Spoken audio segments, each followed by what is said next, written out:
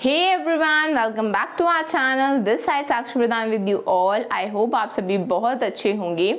आज की क्लास में हम डिस्कस करने वाले हैं क्लास 12 इंट्रोडक्टरी मैक्रो इकोनॉमिक्स का first chapter introduction to macro economics. Okay, what is macro economics? Macro economics क्या होता है? मैक्रो इकोनॉमिक की स्टडी होती है हमारी इकोनॉमिक्स प्रॉब्लम्स की, जिसको हम मैक्रो लेवल पे देखते हैं। जैसे कि यहाँ पे लिख भी रखा है कि macro economic is the study of economic problem at the level of macro level. अब what is macro level, right? Macro level क्या होता है? Means large level. ओके, आप इसको ये भी बोल सकते हो कि और at the level of the economy as a whole. अब हम बात कर देंगे भाई हमारी इकोनॉमिक्स में कौन कौन सी प्रॉब्लम इंक्लूड होती है जिसको हम मैक्रो लेवल्स पे देखते हैं। वो है आपके प्रॉब्लम्स ये, जैसे कि आपका पहला प्रॉब्लम है related to your GDP growth. GDP growth से आपके जितने भी रिलेटेड प्रॉब्लम्स होंगे वो आपकी स्टडी करता है macro economics, right? Next is your unemployment. ठीक है, कैसे हमारी कंट्री में अनएम्प्लॉयमेंट की प्रॉब्लम है उसको स्टडी करता है हमारा मैक्रो इकोनॉमिक्स। नेक्स्ट इन्फ्लेशन, महंगाई, डिफ्लेशन, फंड्स फॉर इन्वेस्टमेंट, कैसे फंड्स हमारे जो इन्वेस्टमेंट के फंड्स होते हैं उसमें क्या क्या प्रॉब्लम्स आती है वो डिस्कस करते हैं हम, वो स्टडी करते हैं हम। And exchange rate and BOP. BOP is your balance of payment. एक एक्सचेंज होता है, ये आप बाद में अच्छी तरीके से डिटेल में इसको पढ़ेंगे।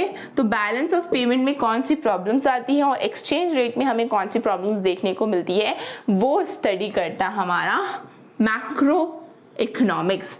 Now class we will discuss about the scope of macroeconomics. There are the total 6 scope of the macroeconomics. जैसे कि पहला आपका पॉइंट है आपका कि estimation of the national income and related aggregate. अब ये जो रिलेटेड एग्रीगेट, नेशनल इनकम हमारी इकोनॉमी का, हमारी कंट्री का होता है, राइट?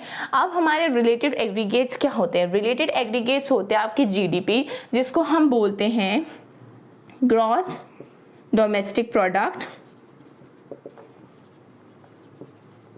ओके, और एनडीपी जिसको हम बोलते हैं नेट डोमेस्टिक प्रोडक्ट।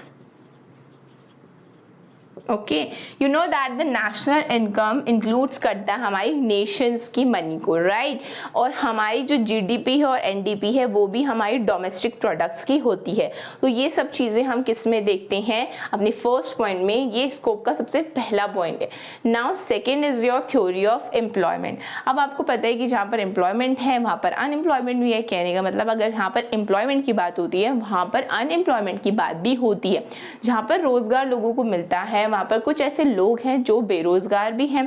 तो भाई जिसको रोजगार मिल रहा है वो तो बढ़िया है, ठीक है, लेकिन जिसको रोजगार नहीं मिल रहा है, तो थ्योरी ऑफ एम्प्लॉयमेंट दोनों की बात करता है, एम्प्लॉयमेंट की भी और अनएम्प्लॉयमेंट की भी। तो अनएम्प्लॉयमेंट में क्या क्या चीज़ें वो देखता है कि कॉजेज ऑफ अनएम्प्लॉयमेंट, क्या कॉजेज हैं जो अनएम्प्लॉयमेंट हमारी कंट्री में हो रहे हैं, और कोशिश करता है कि हम अपने अनएम्प्लॉयमेंट को कम से कम रखें, एम्प्लॉयमेंट को ज़्यादा से ज़्यादा रखें। Now theory of money. Theory of money is related to your supply of money. ये सप्लाई ऑफ मनी से रिलेटेड होता है, ठीक है। अगर हम बात करें सेंट्रल बैंक की, ठीक है, सेंट्रल बैंक में जैसे कि आरबीआई आप ले लो, वो रेगुलेट करता है कि हमें कैसे मनी की सप्लाई करनी है। Next is the fourth theory of general price level. इसमें हम देखते हैं कि हमारा इन्फ्लेशन और डिफ्लेशन में कितना गैप है, इसकी स्टडी करता है हमारा theory of general price level. Now fifth is your role of government. हमारी जो रोल ऑफ गवर्नमेंट है उसको हम बोल सकते हैं गवर्नमेंट बजट, और साथ साथ में हम ये देखते हैं कि हमारी जो गवर्नमेंट बजट होती है उसका क्या इम्पैक्ट पड़ता है हमारी इकोनॉमी के ऊपर, ठीक है। Six is your exchange rate and BOP. Exchange rate आपको पता ही है कि भाई हमारे इंटरनेशनल से रिलेटेड होता है। ये लिखा भी है इंटरनेशनल मनी मार्केट। ये एक इंटरनेशनल मनी मार्केट होता है जिसमें हम अपने देश से दूसरे के देश में एक्सचेंज करते हैं गुड्स एंड सर्विसेज, जिसके कारण हमारा बैलेंस ऑफ पेमेंट भी निकल के आता है, ठीक है। तो ये तो थे आपके 6 स्कोप्स। आई होप आपको 6 स्कोप समझ में आए होंगे। Now class we will discuss about significance of macro economics. अभी आपने पढ़ा स्कोप ऑफ मैक्रो इकोनॉमिक्स जो आपने 6 इंक्लूड किए थे उसमें। अब हम सिग्निफिकेंस ऑफ मैक्रो इकोनॉमिक्स पढ़ेंगे जो कि थोड़ा बहुत रिलेट है आपके scope of the macro economics से। तो अभी भी हम इसमें 6 चीजें देखेंगे। तो पहला है आपका डिस्क्रिप्शंस ऑफ द इकोनॉमी, ठीक है। क्या डिस्क्रिप्शन हमारे इकोनॉमी का? जैसे कि सबसे पहले इसमें पॉइंट स्कोप का है कि estimation of national income and related aggregate. अभी आपने पढ़ा ना estimation of national income and aggregates, unemployment theory of unemployment scope का, वही हम सिग्निफिकेंस के डिस्क्रिप्शंस ऑफ द इकोनॉमी के अंदर इंक्लूड्स करेंगे, जिससे estimations of the national income and related aggregates, next is your study of unemployment and next is your government budget. ठीक है, तो हमने क्या पढ़ा था भाई estimates of national income and related aggregates में, इसमें वो GDP, national gross domestic product और एनडीपी, नेट डोमेस्टिक प्रोडक्ट को देखता है। ठीक है, स्टडी ऑफ अनएम्प्लॉयमेंट किस तरीके से कौन से कॉजेज हैं ये स्टडी करता है हमारा मैक्रो इकोनॉमिक्स। फिर गवर्नमेंट बजट्स हमारी किस लिए की जाती है कि हमारे इकोनॉमिक में अच्छा ग्रोथ आए, एक तरीके से रेगुलेटर उसमें मनी सप्लाई का बना रहे हमारी गवर्नमेंट बजट का। नेक्स्ट है आपका road map of growth and the development, programs and policies of the economic growth. ये जो मेन फोकस होता है वो होता है हमारी कंट्री के ग्रोथ से रिलेटेड और हमारी कंट्री के डेवलपमेंट से रिलेटेड। ठीक है, किस तरीके से काम करता है, यहाँ पर बहुत सारे प्रोग्राम्स किए जाते हैं जो हमारी इकोनॉमिक ग्रोथ को इंक्रीज़ करता है, हमारी कंट्री को ग्रोथ करने में मदद करता है, और काफ़ी सारे ऐसे पॉलिसीज़ भी हैं जो हमारी इकोनॉमिक ग्रोथ में मदद करते हैं। Next third point is your economic stability. Economics का स्टेबल होना बहुत ज़्यादा ज़रूरी है, तो मैक्रो इकोनॉमिक्स हेल्प करता है हमारी इकोनॉमिक को स्टेबल करने के लिए, जिसके अंदर आपकी कुछ पॉलिसीज़ भी आ जाती है जिसके कारण हम अपनी इकोनॉमिक को स्टेबल कर सकते हैं। वो है आपका मॉनेटरी पॉलिसी, फिस्कल पॉलिसी और बजटरी पॉलिसी। राइट, ये आप डिटेल्स में अपने आने वाले क्लासेस में पढ़ेंगे।